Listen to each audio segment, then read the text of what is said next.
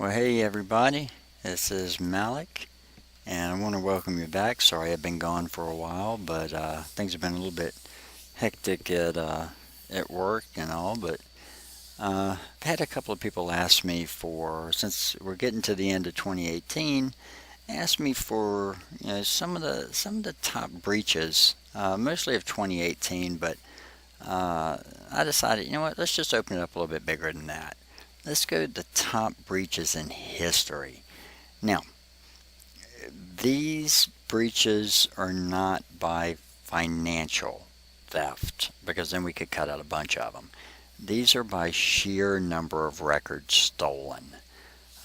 So I'm going to rank. I'm going to do them from 1 to 10. I'm not going to start at 10 and go down to number 1. I just decided to go from the biggest one down to the smallest one because they're all massive anyway. So we're going to jump through this thing. I'm not going to spend a bunch of time on them. You can always, look up some information if you want a little bit more information on that particular breach, because that could take forever. But just some of the top 10. So I hope you enjoy the video, and let's go ahead and get to this thing. Now, so what we're going to do here is we're going to take a look at 10. I'm going to give you 2 bonus ones at the end.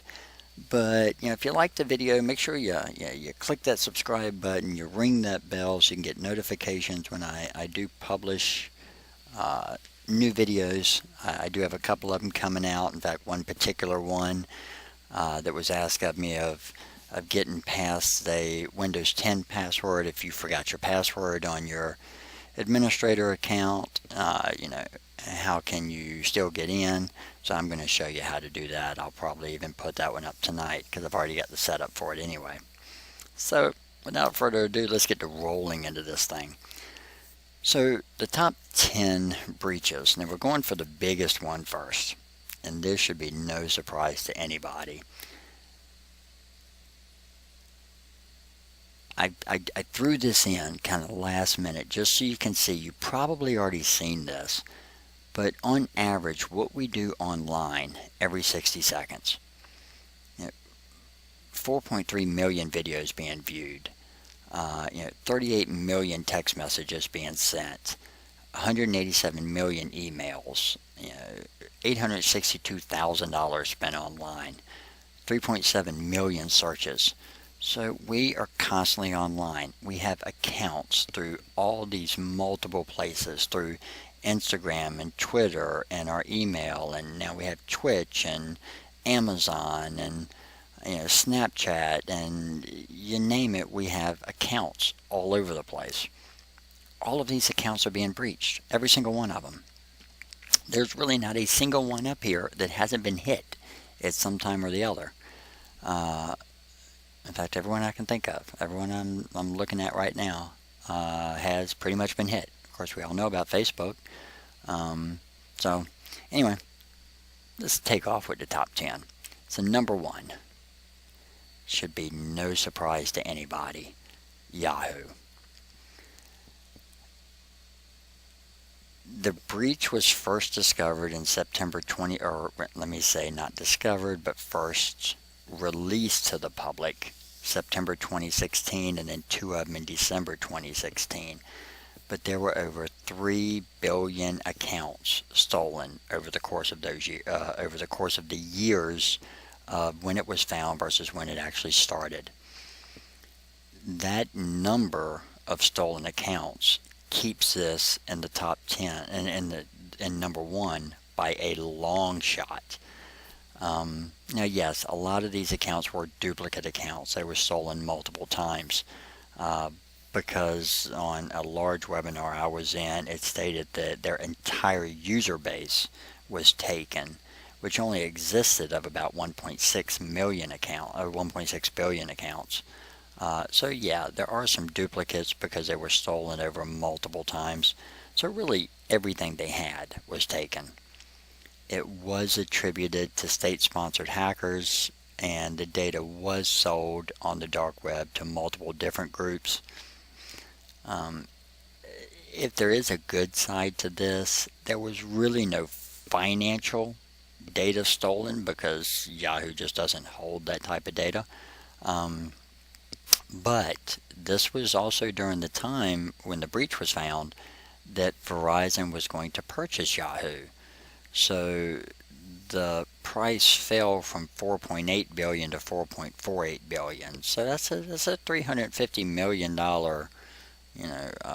loss that Yahoo took because of the breach. So you can say the breach cost him $350 million. So still easily in the first place. Number 2, we're dealing with Aadhaar. Aadhaar is the national ID database in India. Most of their registered citizens are inside of this database. And it, of course, has their names, has their ID numbers equivalent to our Social Security numbers, and even some biometric information, fingerprints, facial, pictures, facial recognition, things like that. India came out and blasted this all over their paper as fake news. However, there have been security experts that found there was a vulnerability on those servers. There was an exploit put on those servers that could have easily stolen that information, and those machines were pulled offline not long after the vulnerability and the exploit was found. So even though they said it was fake news, it was proved that it wasn't fake news. There was a weakness in the website API, and by bypassing this, they could get in with absolutely no authentication. They basically got in with a null session and could pull all the data. And we ended up having 1.1 billion pieces of data taken. This happened the beginning of 2018, so January through June, the first 6 months of 2018. Now, one that you probably just heard about, yep, there is Marriott. November 2018, the third largest breach in history. But if we break it down and we look at the details, we're dealing with 500 million records overall, but 327 million records were full breached. So that is collection of full name, address, phone number, email address, gender, if they're a preferred guest, any info that goes with that, any passport info, their date of birth, and their full-blown credit card info. So that is a fully blown breach, and that's 327 million records with all of those fields. The rest of the records had some of the fields, but not every one of them. So even though in number it's not as many records stolen, financially this could easily bypass Yahoo in cost, because Yahoo, there was no financial data stolen. And this one, it was total financial data stolen. So this could be one of the costliest breaches ever. We'll just have to kind of wait and see what happens. Moving on to number 4, we have Adult Friend Finder. In the wake of Ashley Madison. Excuse me. So this was November 2016. It was estimated that about 400 million accounts were hacked. Now, not all of these were Adult Friend Finder. Some of them were links, affiliate pages, cams.com, penthouse.com. But the database was still breached into, and the data was stolen. A lot of the data was plain text. Some of it was coded with SHA-1, but a lot of it was still plain text and was very easily stolen. So those 400 million accounts actually went across multiple databases, but they were all affiliates of each other, so they really shared these databases. It was a centralized login. Okay, so that was November 2016. And yes, there is Equifax. And this one is still going on. September 2017. 144.7 million Americans had their personal information stolen from the Equifax servers. To make matters worse, the login that they had to check your account to see if it was breached was just as broken as their servers. Now, this happened over a year ago. This was September 2017. There has still been no legal repercussions to Equifax because of this breach. Now, yes, servers get broken into, but the legal repercussions should have happened due to one major fact. Yes, they had a vulnerability in their software on their server. They knew about the vulnerability, but they chose not to do anything about it because of the cost. So the data was actually stolen because they didn't want to spend the money to protect it. So we're still waiting to see what happens with any legal ramifications with this. There are civil suits still pending. We just don't know where this is going to go. But that was September 2017. Let's move back a couple years. The eBay breach. This was around February, March 2014. 145 million user accounts and passwords. Now the passwords were encrypted. There were some other personal information that was taken, but the way they got into eBay was they actually got the login credentials from an employee login credential. And by logging in as the employee, they were able to peruse a network excuse me, with a little bit more leeway. So there wasn't any financial information that was lost on this, but it is a great lessons learned. They got the employee login credentials and they used that to daisy chain into more and more machines until they made their way to the database. So it still shows us that even a strong network is only as secure as the weakest link. So it doesn't matter if you've got 100 employees and 99 strong passwords and one weak one. That one weak one has a greater chance of being compromised if the network is being brute forced. They can get in with that one and then they can use that to daisy chain to the stronger machines. Okay. Now this is one that not a lot of people know about.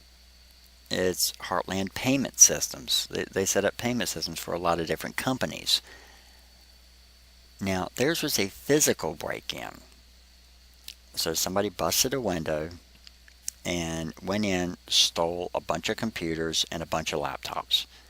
None of the data on the machines were encrypted. So the attacker was able to get into the machines. They had physical access to the machines, were able to get into the machines. It's unknown how many records were actually stolen. But it was $140 million in fines because of the breach. One person did end up being caught and is now serving 20 years in jail.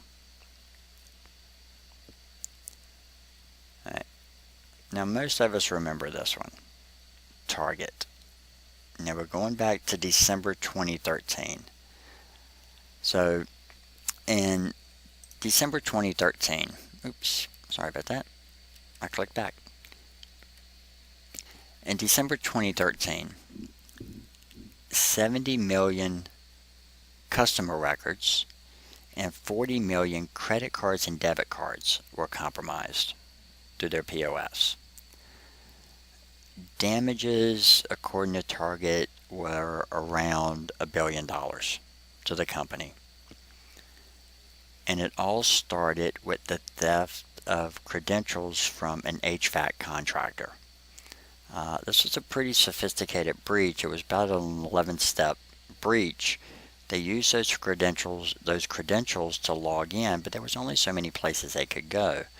Well, while they were logged in with those credentials, they could make their way to the web server, the main server that ran their POS. They found a vulnerability on the web app itself.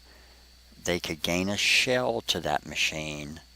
They could create an account to get into the database, in which case they could remove the data directly from the SQL databases. It was a well-handled breach on Target side.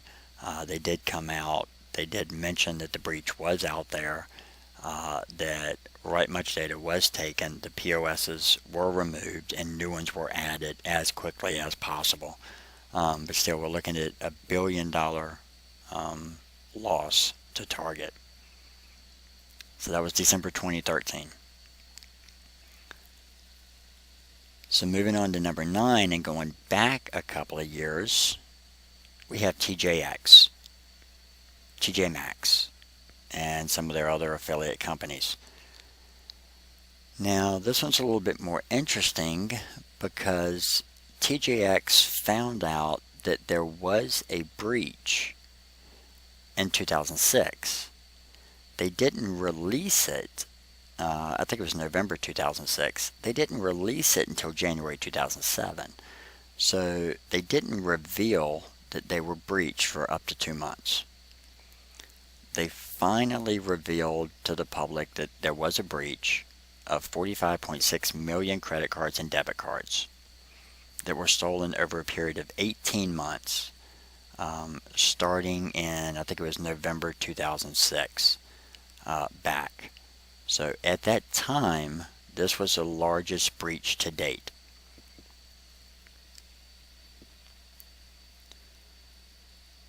And then number 10, JP Morgan Chase. This was June of 2014.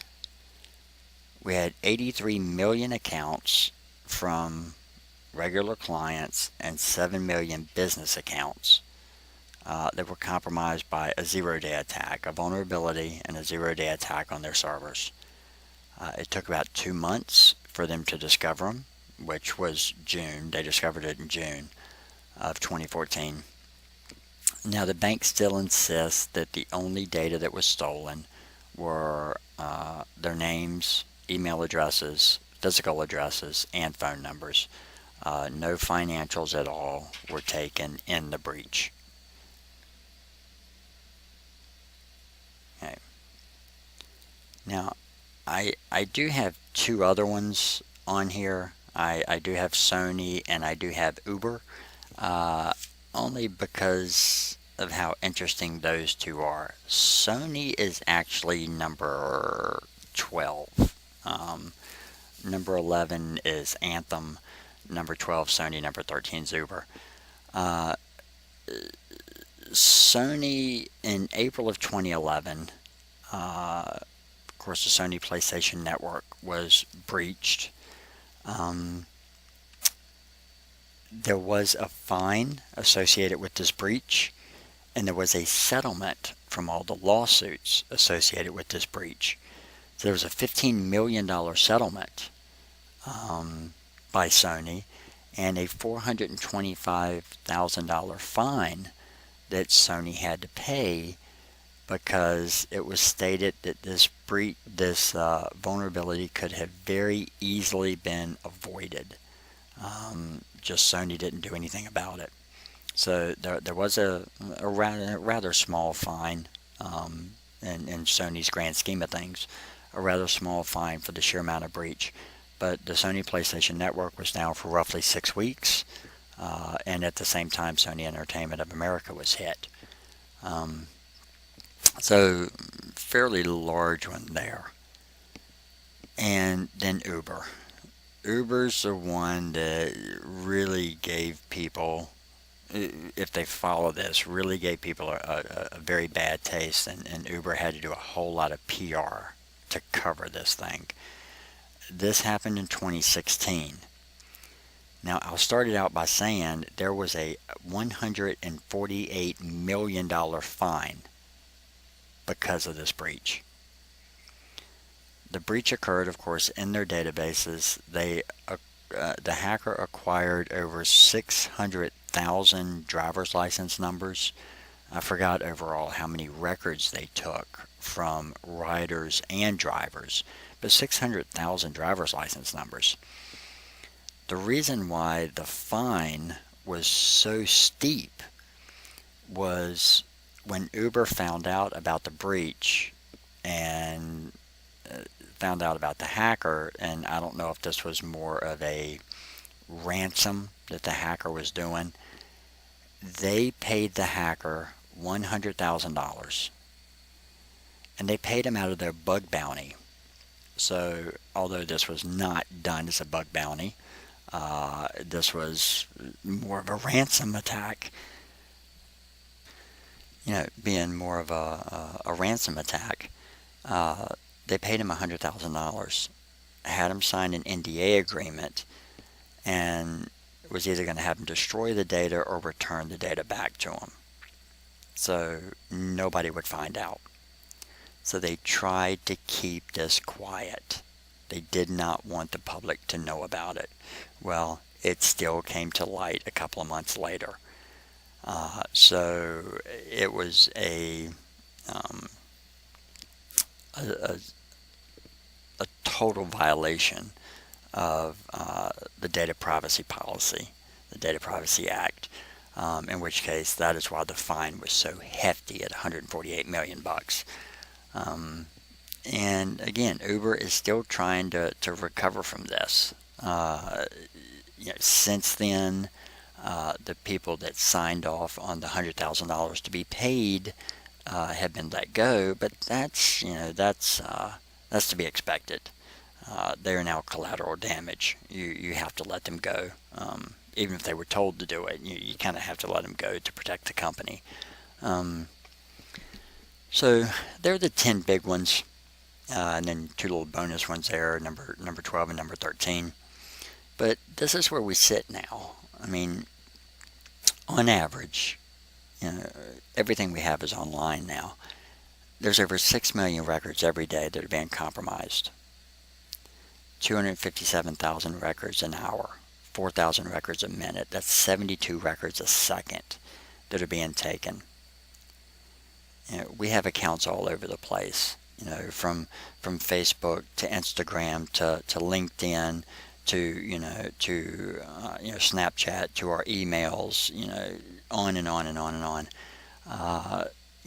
To Amazon. Some of these things hold credit card numbers. Some of these things may just be username and passwords. There are our email addresses, our postal addresses, our zip codes, our phone numbers, our cell phone numbers. These things are going in databases that we have no idea how the company is protecting, or if they're protecting at all. So we can't make them protect the data. The only thing that we can do, if you can do two-factor authorization, do two-factor authorization. Don't store your credit card numbers in your profiles. On Amazon, don't store your credit card numbers. Check out as guest. Or you can still check out under your account, but just don't let it hold your credit card number. Keep as little data as possible inside of your accounts. Therefore, if they do get breached, at least they're not going to get your credit card numbers. Use different passwords, because if they get one system, they're not going to be able to piggyback over to multiple systems and try the same username and password and get in on those too. These are things that we talk about over and over and over again as to not to do. A lot of people do it because it's easy. It's hard to remember all these passwords, all these usernames. Get yourself a password vault. Remember yourself one master password, one stupidly complex master password, and let that vault hold your username and passwords. There are things that we can do to make this a lot harder, and so you don't become victim of all of this stuff that's happening. So these breaches run everywhere from 2007 to last month, but they're all horrendously big, and we're just going to see them get bigger. more and more data is being stored in databases. We're going to see these attacks get bigger and bigger and bigger. So we got to do, everything we can to protect our information. All right. So with that being said, again, click that subscribe button, ring that little bell. Of course, you're on the YouTube channel. You can always search it for Malik CEH or just look for Chuck. I do have a Twitch account too. That's the Hand of Doom _ where I'm typically on my PlayStation or my PC playing, Destiny or Red Dead Redemption. I'm live streaming those, so you can catch me on either one of those at any time. But subscribe to the channel. Let me know what you want. I am currently working on a video to show you how to get into that Windows 10 box, and that one should be up tonight, maybe tomorrow, but we'll see how that goes. But until later, my friends, I will talk to you soon.